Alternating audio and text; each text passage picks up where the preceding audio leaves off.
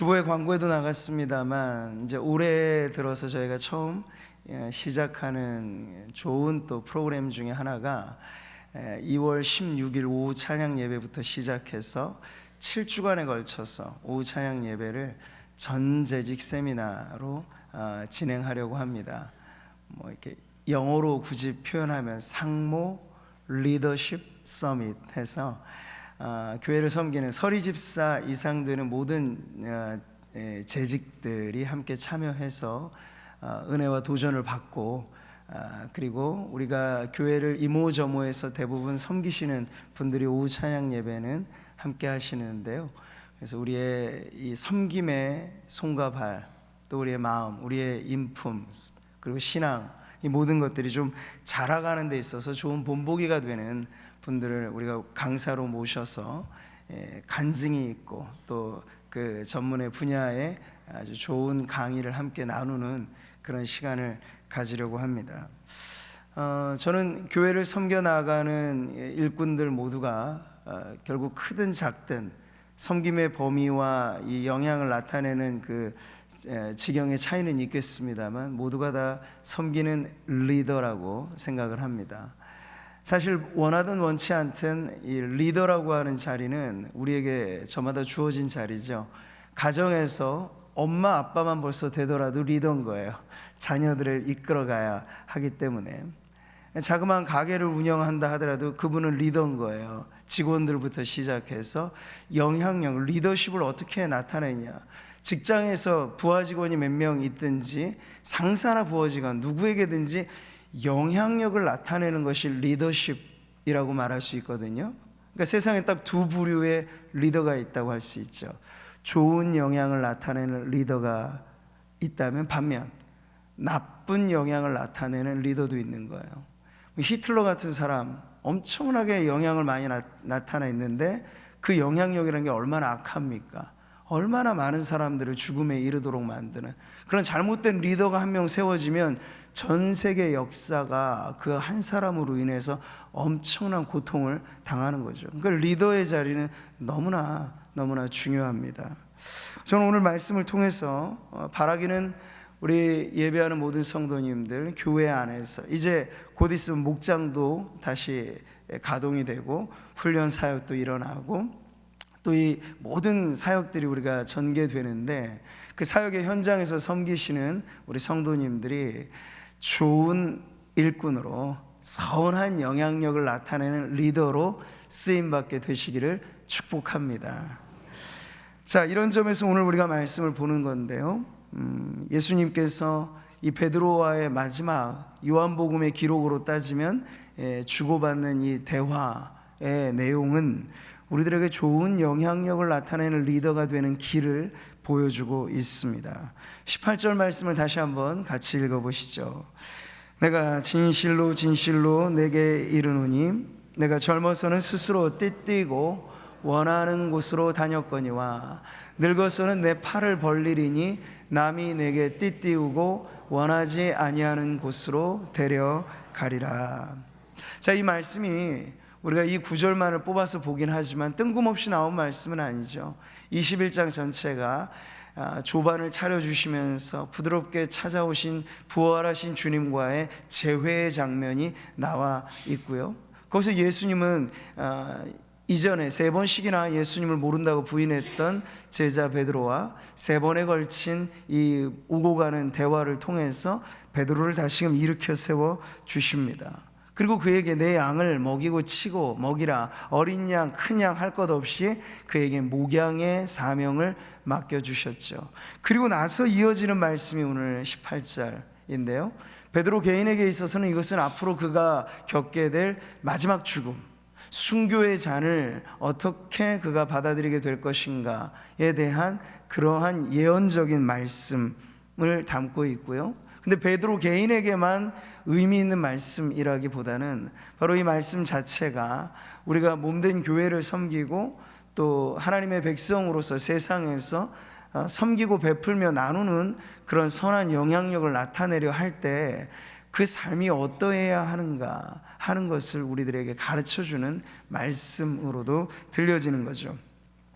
베드로의 순교에 관한 이야기는 교회 전승으로도 우리가 잘 전달되어서 쿠어바디스라고 하는 책, 또 영화로도 알려져 있기도 합니다. 물론 정경에 속한 말씀에 담긴 것은 아니고 소위 외경으로 불리는 베드로 행전이라는 외경에 속해 있는 내용이기도 합니다. 근데 그 내용 자체가 전혀 믿을 만한 근거가 없다기보다는 전승으로 이어져 오면서 우리가 한 번쯤은 생각해 봄직한 좋은 이야기를 전해주고 있죠. 순교에 아주 피바람이 불고 극심한 고통 가운데 있을 때 누군가는 그 순교의 칼날을 맞아 받아들임으로써 하나님께 영광을 돌린 반면, 어떤 이들은, 사도 요한도 그랬습니다. 그는 마지막 죽는 날까지 노사도가 되어서 반모섬에 유배당하기까지 그는 하나님 앞에 다른 동료들처럼 순교를 원했지만 순교의 이 잔을 끝까지 받지 않은 상태에서 마지막 계시, 요한계시록을 받아 전하는 사명을 감당하기도 했습니다. 이와 같이 제자들이라고 해서 모두가 다 그렇게 동일한 시기에 순교를 당한 것은 아니죠. 베드로도 마찬가지였습니다. 그 당시 예루살렘 공동체의 수장으로서의 귀한 역할을 감당할 때 지도자를 잃어버리면 안 되는 성도들에게 있어서 이 극심한 네로 황제 핍박 시기에 베드로를 좀 피신시키고자 했던 것이 당시 성도들의 계획이었습니다. 만료해도 불구하고 이 성도들의 요청이 너무나 간절했던 터라 베드로 역시도 지금은 내가 잠시 피하여 가는 것이 하나님의 뜻이겠구나 하고 그렇게 도피의 길을 선택을 합니다. 아피오가도라고 불리는 그 길에 나가는 지점에서 근데 베드로의 환상이 열려지게 되는 거예요. 그가 보았던 환상은 예수님께서 십자가를 지시고 다시 그가 나온 그 예루살렘으로 들어가는 모습을 보는 거예요. 그걸 보면서 베드로가 묻죠. 쿠아바디스 도미네, 주여 어디로 가십니까? 예수님 답변하시는 거예요. 베드로야, 나는 십자가에 다시 못 박히려 지금 로마로 가고 있는 중이다. 베드로가 묻습니다. 주님, 십자가에 다시 못 박히시겠다는 게 무슨 말씀입니까? 네가 너의 양떼들을 버리고 지금 가고 있기 때문에 나는 그 양떼들을 위하여 십자가에 못 박히러 간다. 이렇게 이야기를 하는 거죠. 그때 이제 베드로가 다시 정신을 차리는 거야. 내가 도망가고 피하여서 이 순교의 잔을 마시지 않는 것이 하나님의 뜻이 아니라 지금 이때 영광스러운, 주님이 내게 이전에 하신 말씀처럼 영광스럽게 이 순교의 자리에 나아가는 것이 주님의 뜻이구나 하고 다시 나왔던 길로 돌아가는 그 길을 선택하게 되는 거죠. 자, 이것이 저는 성경에 담긴 이야기라고 할 만한 신빙성은 있지는 않아도 우리가 적어도 이 이야기가 담고 있는 메시지에 귀 기울일 만한 그런 충분한 내용이라고 생각합니다. 무엇이냐? 바로 베드로가 요한복음에서 들었던 그 말씀. 그는 젊은 시절 좌충우도 아주 다혈질의 사나이, 그래서 모든 것에 앞장서기를 좋아했던 사람이죠. 근데 순교의 마지막 자리는 무엇입니까? 자기가 원해서가 아니라 오히려 원치 않는 자리이지만 사람들이 그를 끌고, 그래서 우리가 아는 바대로 베드로의 십자가는 예수님과는 정반대로 뒤집혀진 십자가의 형상에 못 박혀서 죽음을 맞이하게 됩니다. 예수님, 내 주님이 바로 서신 십자가에 내 어찌 바로 서겠습니까? 그래서 나는 그 십자가를 오히려 거꾸로 매달리는 것을 바라요. 이 베드로의 십자가는 예수님과는 정 다른 이 방향을 갖게 되었다고도 하죠. 이렇게 이끌려서 맞이하는 마지막 생의 이 모습이 바로 베드로의 죽음이 될 것이다 라고 예수님께서 지금 예언의 말씀을 주신 것입니다. 자, 여기서 우리가 붙잡게 되는, 이제 세 가지로 생각해 보게 될 아주 중요한 내용의 핵심에 바로 이 이끌림이라고 하는 것. 오늘 말씀으로 보자면 예수님을 따라간다, 누군가 나를 강압해서 이 죽음의 자리로 데려가게 되는 그 자리에 나를 내어준다 라고 하는 이 따름에 대해서 우리가 함께 생각해 보겠습니다. 누군가를 따른다, 누군가에게 이끌린다라고 하는 건 피동적인 것이죠. 적극적인 것과는 좀 달라 보입니다. 오늘날 세상에 각광받는 리더십하고는 좀 달라 보이죠. 무언가 힘이 있고 강력하게 카리스마 있게 이끌어가는 것에 우리는 대부분 리더십을 이야기하는데, 오늘 기독교 성경이 말하고 있는 이 리더십에는 그것과는 사뭇 다른 방향성이 있다는 거예요. 끌려가는 모습 말이죠.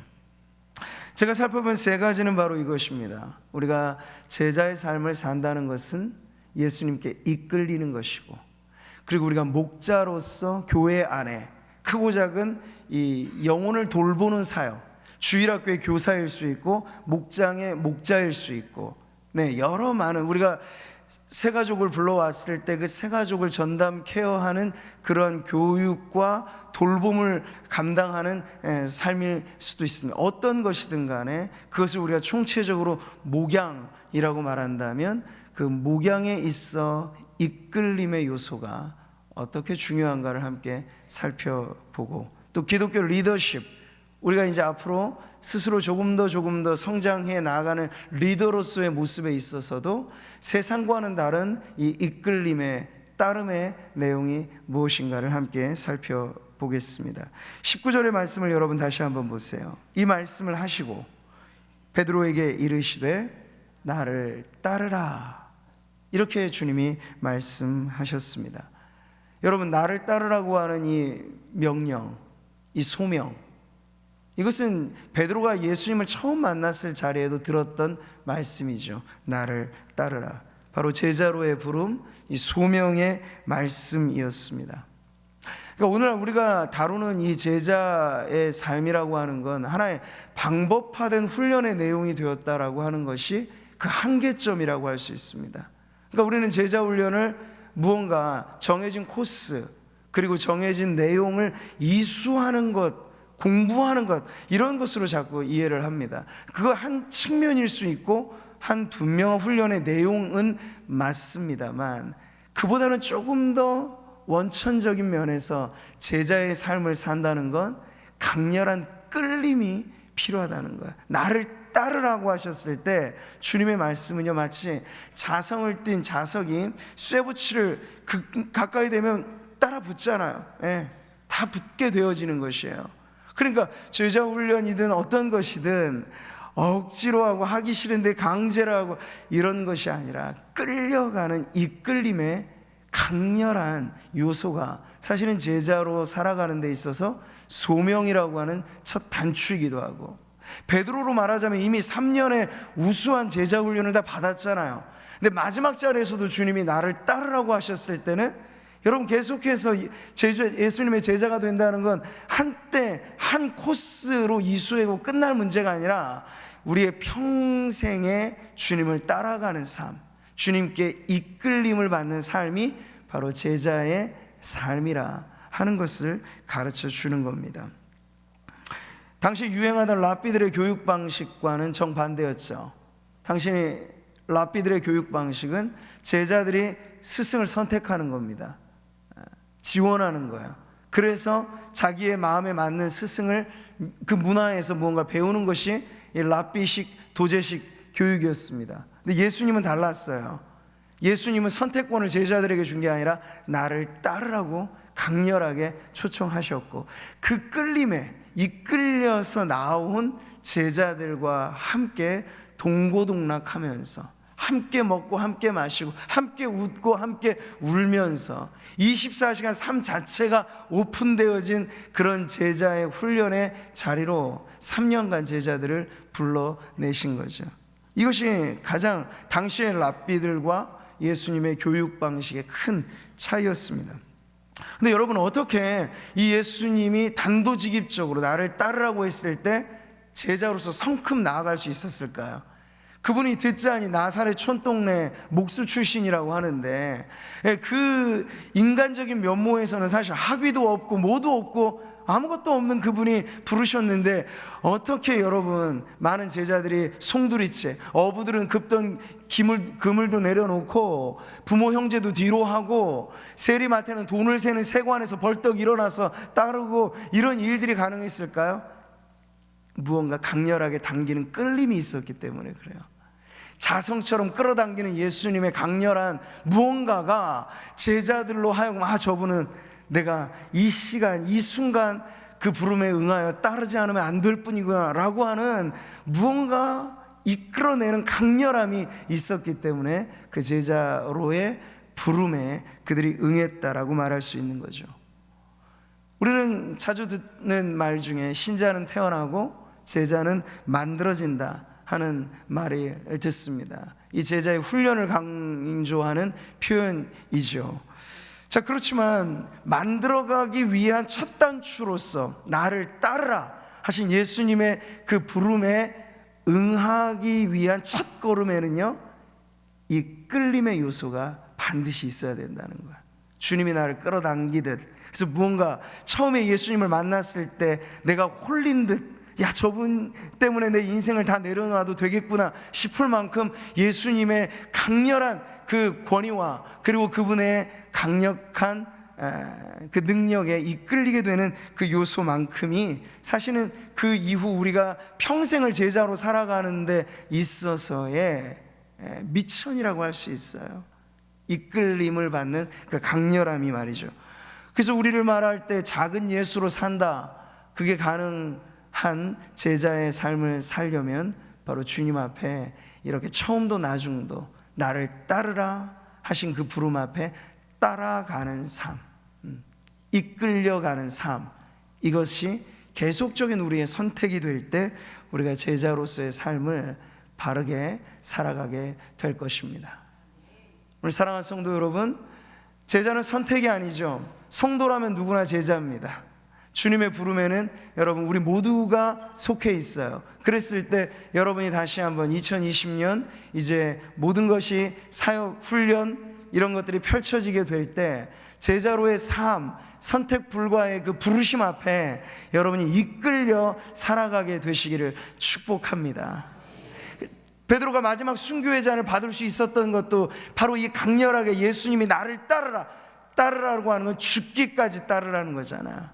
그 부름에 끌려서 그의 생이 마지막까지 제자로 구김없이 명예롭게 살았던 것처럼 우리도 계속해서 주님께 이끌려가서 제자됨의 삶을 이루어가는 성도님들 되시기를 축복합니다. 자, 두 번째로 우리는 목자의 삶을 생각해 봅니다. 이제 다음 주일이면 목장 개강 예배를 통해서 목장의 모임이 재가동이 됩니다.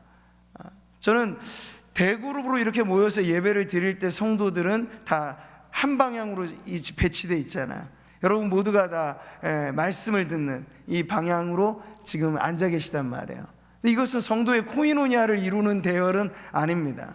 근데 성도의 코이노니아는 어디서 경험하느냐? 우리가 함께 삥 둘러서 앉아있는, 서로가 서로를 얼굴을 맞대어 볼 수 있는 그런 목장의 교제가 풍성해질 때 우리는 정말 살갑게 인격적으로 교제를 나눌 수 있다는 것이죠.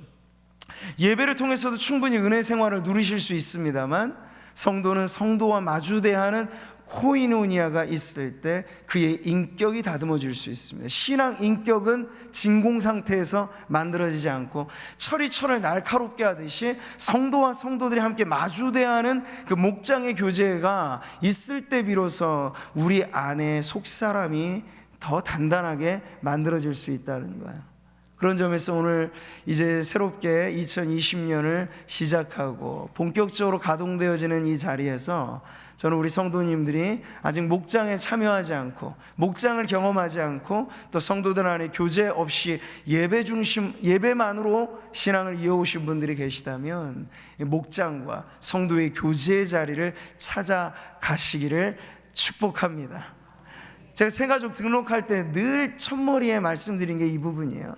예배를 통해서 은혜를 받는 게 첫 번째이지만 그 다음 중요한 것은 교회생활, 신앙생활은 혼자 할 수 없는 것이기 때문에 결혼생활만큼이나 신앙생활도 혼자 할 수는 없는 거예요. 마주봐야 합니다. 성도들 서로가 함께 모이기를 힘써야 합니다. 근데 그러기에 가장 중요한 자리는 목장이고 우리 주일학교 말하면 아이들이 반 활동인 것처럼 그렇게 소그룹으로 모여서 서로 친교하고 기도의 제목을 나누는 이런 활동이 너무나 중요하다. 이걸 제가 새가족들에게 첫 만남의 자리에서부터 늘 강조를 합니다. 그만큼 목장이 중요하다는 건데요. 근데 목장을 섬기는 목자들의 사명은 그런 점에서 너무나 중요하다고 할 수 있겠죠. 크든 작든 제가 이 목양의 범위를 말씀드릴 때 교회 안에서는 목장이지만 가정에서 우리 모두는 사실 자녀들을 키우고 돌본다는 점에 있어서 목자로서의 사명을 부모의 이름으로, 부모의 역할로 감당한다고도 볼 수 있겠습니다. 그러니까 목양은 목회자의 전유물이 아닙니다. 목양은 성도라면 서로가 서로를 돌보고 서로가 서로에게 사랑과 선행을 격려하는 그런 성도의 코이노니아 안에 있게 되는 그런 나눔을 좀 더 포괄적으로 말할 때 목양이라고 말한다면, 목자나 주일학교 교사나 가정에서의 부모 모두가 이 목양의 사명을 짊어지고 있다라고 말씀드릴 수 있겠죠. 근데 그런 점에서 우리에게 주어진 이 목양, 영혼을 돌보는 사명을 어떻게 감당할 수 있을까 하는 점에 있어서도 이 이끌림의 요소가 매우 중요합니다. 사실 우리는 그냥 말 잘 듣는 자녀를 원하죠, 부모로서는. 그리고 문제 일으키지 않는 성도를 누구나 아마 원할 것입니다. 근데 현실은 그렇지가 않아요. 가정도 교회도 언제나 문제는 사람에게서부터 시작이 됩니다. 가만히 아주 잘 고분고분한 그 자녀도 갑자기 사춘기 되면은 없던 뿔이 생기잖아요. 들이받잖아요. 교회 안에서도 마찬가지입니다. 순하디 순한 양인 줄만 알았는데 때로는 돌변하는 모습을 볼 때도 종종 있다는 거죠. 근데 그게 이상한 일이 아니에요. 예수님의 12제자, 그 많지도 않아 12제자에서 예수님을 팔아버리는 배신자가 나오게 되고요, 수제자인 줄 알았는데 마지막 위기의 순간에 예수님 모른다고 부인하는 베드로 같은 제자도 나오는 법이죠. 교회 안에서는 더더군다나 연약하고 아직 부족하고 신앙의 여정에 첫 출발하는 자리에 있는 분들이나 아니면 시험 들어서 넘어져 있는 분들이나 아주 다양한 형편의 성도들의 신앙이 있기 때문에 어느 하나 딱 천편일률적인 규격에 맞춰서 이렇게 하시라 강압할 수 없는 게 이 목양의 현실입니다. 목장의 모임이 좋을 땐 좋지만 힘들 때는 바로 이런 문제들이 있기 때문에 그런 거잖아요. 서로 안에 갈등이 심화돼서 정말 그 성도 때문에 내가 교회 생활하기 힘들다라고 느껴질 만큼 어려움의 문제가 종종 찾아온다는 겁니다. 자, 우리는 그러한 부분에 있어서 어떻게 그 문제들을 극복하면서 영혼을 돌보고 키우고 살피는 이러한 목자로서의 사명을 감당할 수 있겠는가 했을 때, 오늘 예수님은요 말없이 끌려가는 삶에 대해서 베드로에게 말씀하신 거야. 네가 젊었을 때는 의욕 충천해서 네가 원하는 일하고 원하는 데 가고 그랬지. 그러나 나이가 들어서는, 그의 마지막에 있어서는 사람들이 너를 데려갈 거다. 근데 그렇게 할 때는 어떻게 해요? 끌려갈 수밖에 없는 거야. 그리고 네 팔을 벌릴 거야. 그럴 때는 어떻게 해요? 팔을 벌릴 수밖에 없는 거죠. 근데 그 마지막 죽음이 예수님은 영광스러운 죽음이 될 거라고 말씀을 하고 계신 거예요. 자, 이끌려가는 게 여러분, 그리고 무언가 우리의 자신을 내어준다라고 하는 이것이 세상으로 보면은 손해보는 것 같고 지는 것 같고 무능해 보이는 것 같아 보일 수 있죠. 그러나 자녀를 키우는 부모의 마음이 그렇듯 자식을 이기는 부모가 없다는 말이 왜 나옵니까? 부모의 인생을 다 살아보고 자녀를 보면 자녀의 인생이 빤히 보이잖아. 이 선택이 옳고 그름에 있어서 너무나 분명한데, 때로는 그런 길을 걸어갈 때도 넉넉한 마음으로 그것을 참아주고 기다려주는 것이 부모의 마음인 것처럼, 교회 안에서도 성도들을 돌보고 크든 작든 우리가 영혼을 돌보는 사역을 한다 함에 있어서는 그렇게 참아주고 기다려주고 우리의 것을 주장하기보다는 오히려 내어주는 마음들이 필요하다는 거예요. 목양의 대가이신 주님의 방식이 사실 이랬습니다. 예수님께서는 주장하시기보다는 오히려 맞춰주셨죠. 예수님의 출생 자체가 우리에게 대한 눈높이에 정확히 일치하는 그러한 성육신이라고 할 수 있잖아요. 우리가 예수님의 생애를 생각해보면 언제나 자기의 것을 주장하신 적이 없으세요. 모든 걸 다 하나님의 뜻에 맞췄고 사람들의 필요에 맞춰주셨고 시간을 달라면 시간을 주셨고 그분의 무언가의 도움을 필요로 하는 이들이 올 때 거절하지 않고 마다하지 않은 것이 예수님의 방식이죠. 가련한 양떼들이 찾아오면 밤이 맞도록 니고데모 같은 사람, 문제를 가지고 고민을 갖고 그 밤에 한밤중에 찾아왔을 때 밤이 새랴 그렇게 그와 이야기를 나누셨던 예수님, 행로에 지쳐 고나여 우물 곁에 주저앉았을 때 가련하고 비참한 여인이 찾아옵니다. 모른 채 해도 상관없을 텐데 그녀에게 생수의 교훈을 말씀해 주시는 예수님, 다 그 영혼에 맞추어서 자신을 내어주신 것이 예수님의 방식인 것을 우리가 알게 되죠. 그 절정에 이르러 우리는 봅니다. 예수님이 베드로에게만 하신 말씀이 아니에요. 예수님 먼저 본을 보이셨죠. 남이 너를 끌고 갈 거다, 네 팔을 벌릴 거다. 이게 어디서 일어난 일입니까? 예수님의 십자가에서.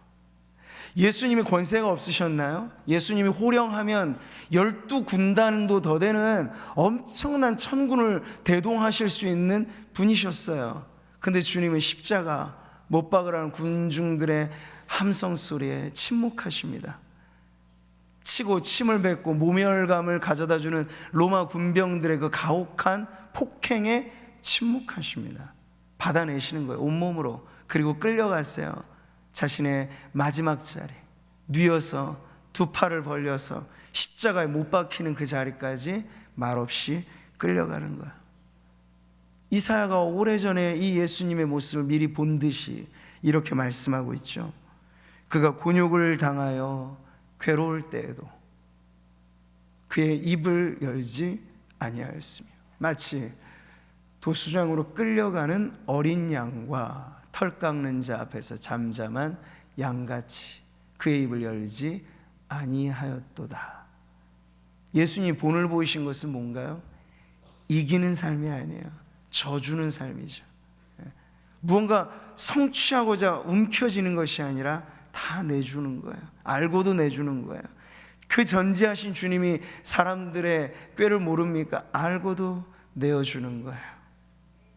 이것이 바로 예수님이 몸소 보여주신 이끌림이었습니다. 하나님의 뜻에 따라 내가 피할 수 없다면, 이 잔을 마셔야만 한다면 나의 원대로 마시고 아버지의 뜻대로 이루소서.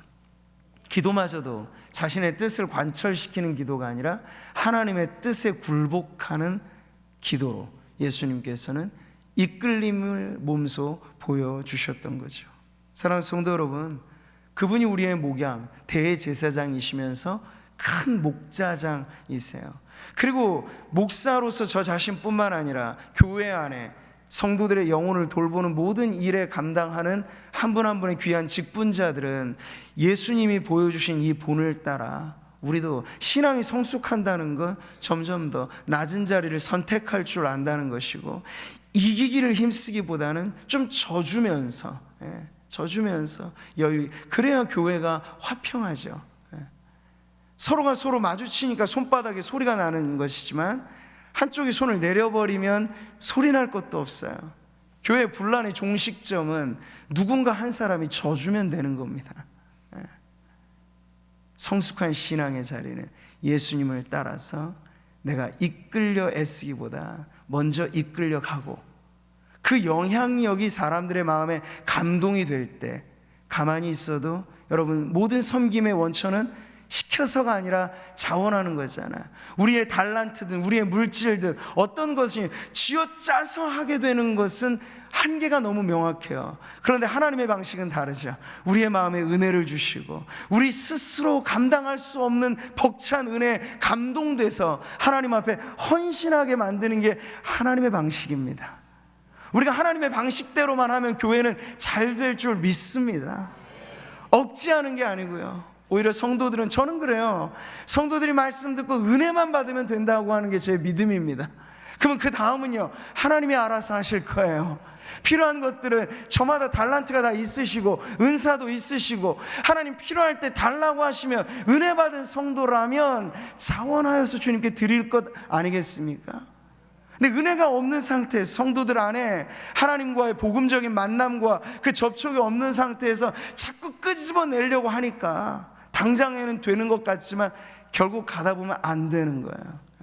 그런 방식이 아니라 오히려 져주고 내어주고, 조금 더디 가더라도 함께 가고, 먼 길을 가자면 혼자 가면 안 되잖아. 더불어서 함께 갈 때 그 한 걸음은 시간이 많이 걸릴 수 있지만 교회의 방식은 바로 그렇게 더불어서 함께 한 걸음을 내딛는 것이 중요하기 때문에, 여러분이 무언가 섬기는 자리에 있으시다면 목장을 섬기든 부서를 섬기든 위원회를 섬기든 주일학교를 섬기든 섬기는 자리에 있으실 때 이 원리를 여러분 꼭 기억하시기 바랍니다.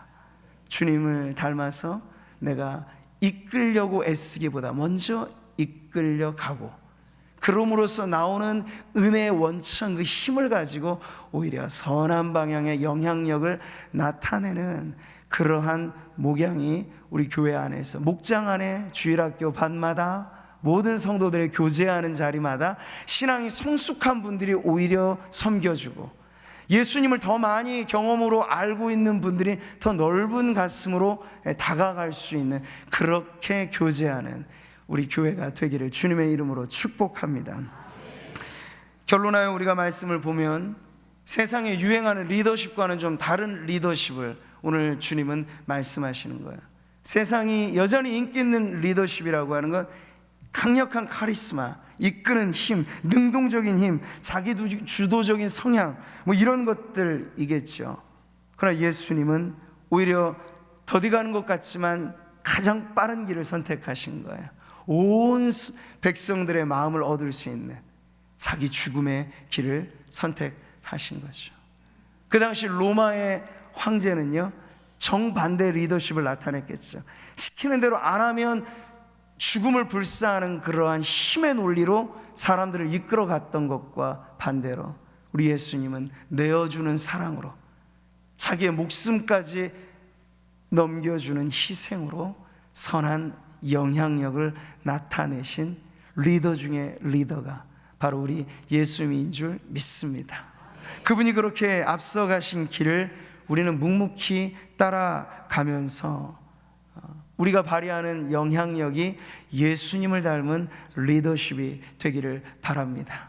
오늘 이 오후 찬양 예배도 함께 예배하는 우리 모든 성도님들을 통해서 저나 우리 모든 성도님들의 삶이 예수님을 조금씩 더 닮아가는, 그래서 주님을 따라감으로써 우리를 바라보는 이들을 선한 방향으로 이끌어 줄 수 있는 그런 좋은 리더로 섬겨 가시기를 주님의 이름으로 축복합니다.